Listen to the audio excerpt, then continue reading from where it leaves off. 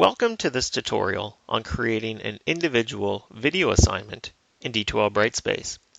So the first thing we're going to do is from our Brightspace course, we're going to go under the Assessments button and under Video Assignments. Then in the Video Assignments area, in the lower right-hand side of the screen, there's going to be a little circle icon that's pink with a little plus. So if we click on that, we'll have four options. The first is to create an individual assignment. The second, create a group assignment. The third, to create a question and answer assignment. And the fourth, to create an interactive video assignment.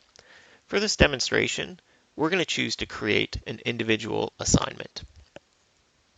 The first thing we're going to do is give the video assignment a title or a name.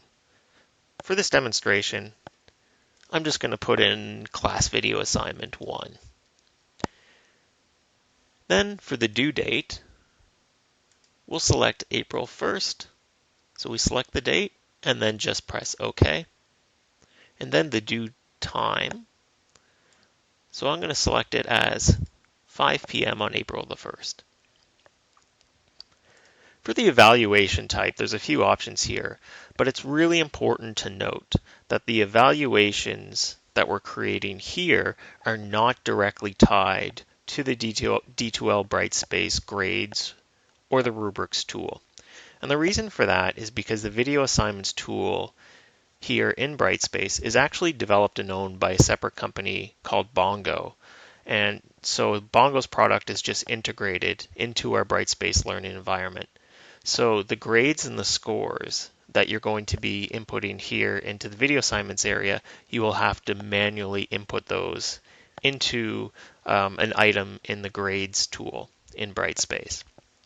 So again, there's a few options here for the evaluation type. You can select percentage. You can select auto analysis. So auto analysis is basically a tool that will automatically transcribe the video submissions and provide you with a report of key metrics that you would set on the learner's delivery. There's also a rubric option here where you can create a rubric within Bongo here. Again, this isn't tied to the rubrics tool in Brightspace. It would be the Bongo rubrics tool. Then there's a pass-fail option. There's the auto pass, so as long as the student would submit, they would get a passing score. And then there's the 5-star system where you would evaluate the students based on a score of 1 to 5 stars. So for this demonstration, I'm just going to choose percentage. And now under the instructions area, there's a few options here. You can select the little camera icon here, and if I select that, it will allow me to record a video for my students. So I can record just my camera, so it'll just record me. I have the option as well to record myself on the camera and the screen. Because I'm using my camera and screen right now to record this video, this option will not be available to me. Under the upload, I could go on and I can upload a video from my computer by just dragging and dropping into this area, or I can select a video from my Google Drive, Dropbox, or OneDrive. And then there's the option just to put in the text instructions. So I will fill that in and I'll just put something simple, nice and easy as please submit your video assignment here. And then under the peer review right here, there's the number of required reviews. So by default, the peer review is turned on. If you would like to turn it off, you can actually just slide the little icon here across to turn off peer review. But what I'm going to do is just to show you some of the features, I'm going to turn it on and I'm going to click this Show Advanced right here. So if I click Show Advanced and we scroll down, there's some options here. So under peer review, you can have it set to automatic. So what this does is because we have it set to the number of required reviews, we have it set to 3, the system will automatically send each student 3 random videos to go on a review. The manual option will put the onus on the student to go on and pick the videos that they want to review. For this demonstration, though, I'm just going to choose to have the system selected automatically. You can allow the students to be able to peer review the videos before they actually submit their own video. So if you'd like them to be able to do that, you can check off this box. You can check off this box if you would like to conceal the reviewer's identity. So what this would do is any comments or feedback that would be provided during the review process, it would not show who's the student's name who's providing that feedback. And then you can also conceal the submitter's identity. So what that would do is it would hide the person who submitted the video that you would be reviewing, so you wouldn't know who that student is. So if any of these options are of interest to you, you can just check them off.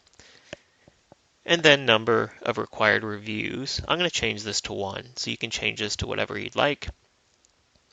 Under the reviewer type, if I select this, there's a few options here. So by default, the students are going to be able to provide time-stamped text feedback when they do the reviews. But there's a few other options here as well. There's the option to do a 5-star rating review. There's the option for none. Now, in the above area, way up here where we had our evaluation type, if we had selected rubric instead of percentage, it would allow us, under the reviewer type here, to select that same assignment rubric, so that the students could basically evaluate their peers using the same rubric that the instructor would. But for this demonstration, I'm just going to choose none. You can also put the due date here and time that you want to have the students complete their reviews by. So what I'm going to do is select April the 1st at 5 p.m., which is the same time that the assignment is due. So we'll select 5 p.m., we'll press OK. And then that's it, we're ready to save. So we just press the Save button, and it creates this class video assignment 1 for us. We see that it's an individual project, the dates here. So I can actually select this and do an overview. I can edit my settings, make a copy of it, or delete it if I want.